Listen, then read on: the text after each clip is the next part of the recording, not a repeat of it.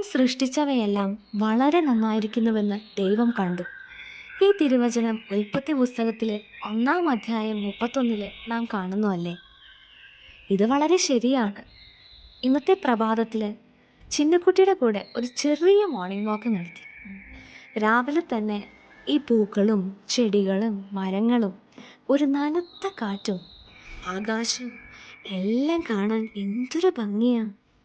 പ്രഭാതത്തിലെ ഓരോ കാഴ്ചയും മനസ്സിനെ കുളിർപ്പിക്കുന്നതായിരുന്നു.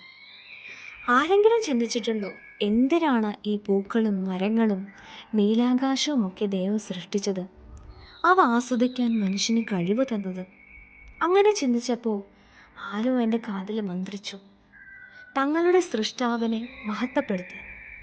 ഓരോ പൂക്കളും ചെടികളും മരങ്ങളും ആകാശത്തിലെ മേഘങ്ങളും, എന്തിന് ഭീമാകാരനായ സൂര്യൻ പോലും തങ്ങളുടെ സൃഷ്ടാവിനെ അനുസരിച്ച് ഓരോ ദിവസവും അവരെ ഏൽപ്പിച്ച കർത്തവ്യങ്ങൾ ചെയ്യുന്നു. അതിലൂടെ ദൈവത്തിന് മഹത്വം നൽകുന്നു. ദൈവത്തിൻ്റെ അതിമനോഹരമായ സൃഷ്ടിയാണല്ലേ നമ്മൾ ഓരോരുത്തരും. നമുക്ക് ഓരോ പ്രഭാതത്തിൽ കണ്ണു തുറക്കുമ്പോഴും നമ്മുടെ സൃഷ്ടാവിനെ മഹത്വപ്പെടുത്തിക്കൊണ്ട് പറയാം, നന്ദി, ഒരുപാട് നന്ദി.